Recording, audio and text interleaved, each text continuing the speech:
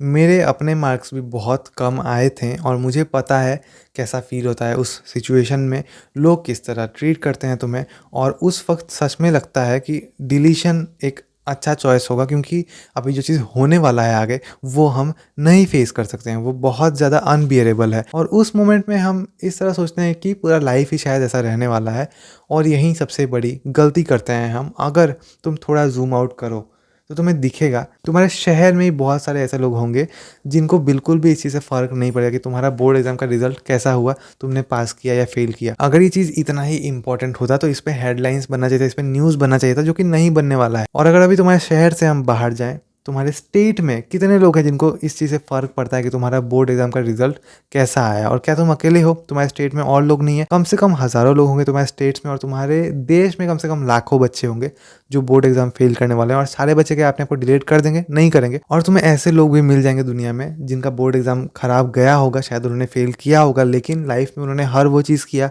जो वो करना चाहते थे। और तुम्हें ऐसे लोग भी मिल जाएंगे जो टॉपर बने हैं एक टाइम पे, लेकिन उन्होंने बाद में आगे जाके अपने आप को डिलीट कर दिया इस दुनिया से। तो बोर्ड एग्जाम में अच्छा करना या खराब करने का तुम्हारे लाइफ में सक्सेसफुल होने का या फेलियर रहने से कोई भी रिलेशन नहीं है। अगर आज तुम एक फेलियर बन गए, और तुम अगर मान लो कि तुम एक फेलियर हो, तब शायद तुम आगे भी फेलियर की तरह ही जियो लाइफ।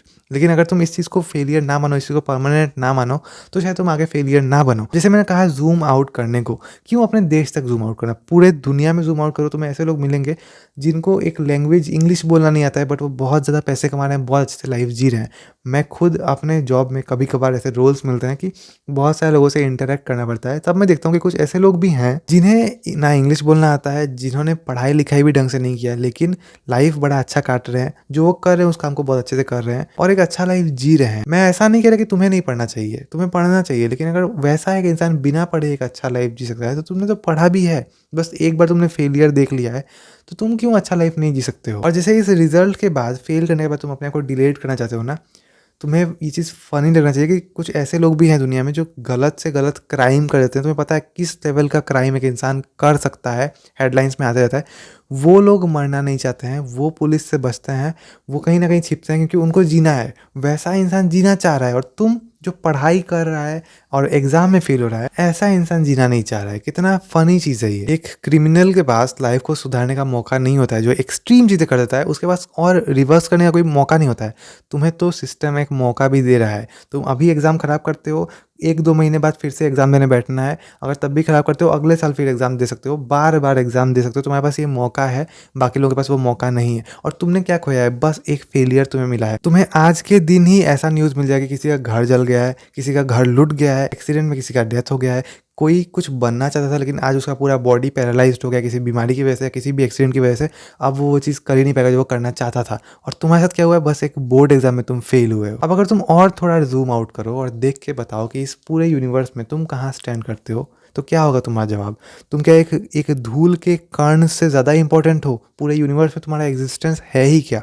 जो स्पिरिचुअलिटी में कहते हैं कि डिटैच होना है, अटैच नहीं होना है, यही वो चीज़ है।